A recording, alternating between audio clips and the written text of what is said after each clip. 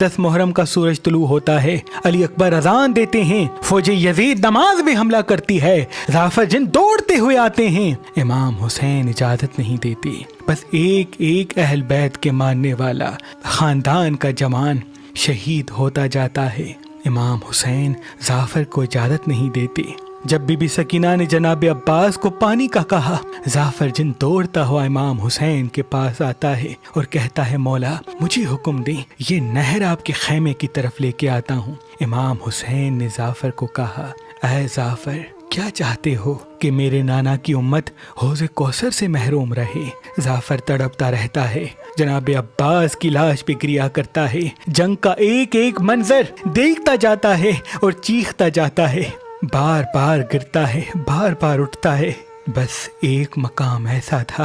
جب ظافر کو یہ لگا کہ اب مجھے اجازت ملے گی، جب علی اکبر گھوڑے پہ سوار ہو کے میدان کی طرف جا رہے تھے اور امام حسین علیہ السلام اپنے بیٹے اکبر کو حسرت کی نگاہ سے دیکھ رہے تھے، ظافر خاموشی کے ساتھ امام حسین کے قدموں میں بیٹھ جاتا ہے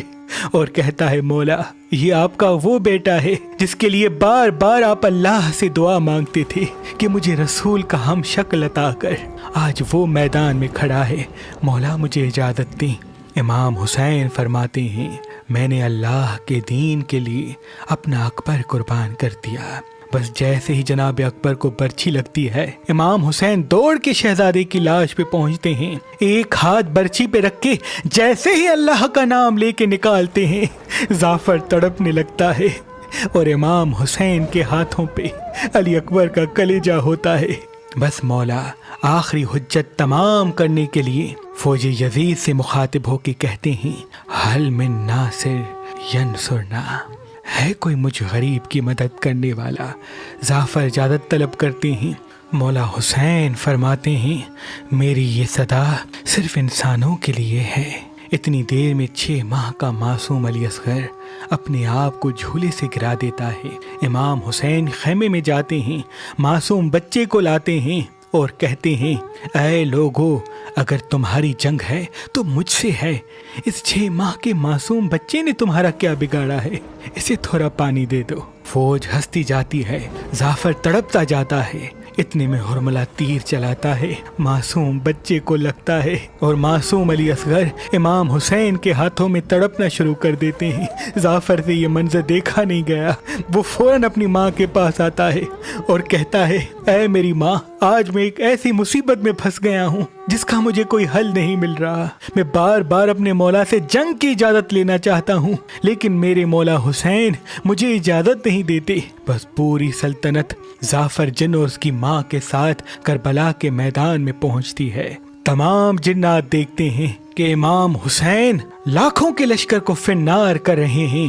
ظافر جن اور اس کی ماں امام حسین کے قریب آ کے عرض کرتے ہیں، مولا ہمیں اجازت دیجیے۔ مولا حسین فرماتے ہیں، میرے خون سے اللہ کا دین بچے گا،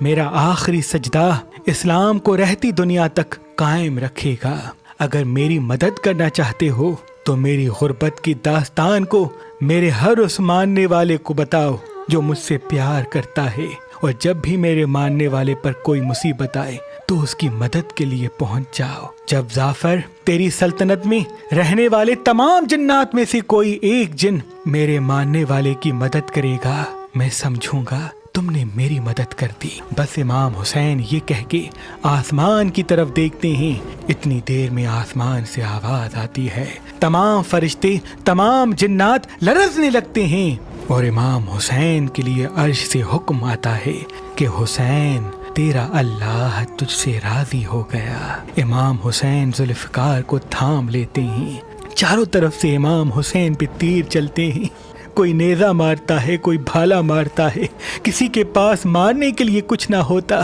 تو وہ کربلا کی زمین سے پتھر اٹھا کے مولا حسین کو مارتا ہے۔ اتنے میں کوئی ظالم امام حسین کی کمر میں ایسا نیزہ مارتا ہے کہ آپ گھوڑے کی زین سے زمین پہ آتے ہیں اور آخری سجدہ کرتے ہیں اور اللہ کا شکر کرتے ہیں کہ اے میرے اللہ، میں نے تیرے اسلام کے لیے اپنا سب کچھ قربان کر دیا۔ اور تب سے لے کے آج تک ظافر جن اور اس کی سلطنت میں رہنے والے تمام جنات जमीन पे फिरते रहते हैं और मौला हुसैन के मानने वालों की मदद करते हैं। जब भी कोई हुसैनी अलम के नीचे बैठता है, मौला हुसैन को याद करता है, तो जाफर जिन फौरन उसके पास आता है और उसकी नुसरत करता है, क्योंकि ये ज़िम्मेदारी उसको मौला हुसैन ने दी है कि मेरे हुसैनियों की मदद करना और मुझ पे जो मुसीबत इस्लाम की बका के लिए गुजरी उसका एक एक वाकया मेरे चाहने वालों को बताना।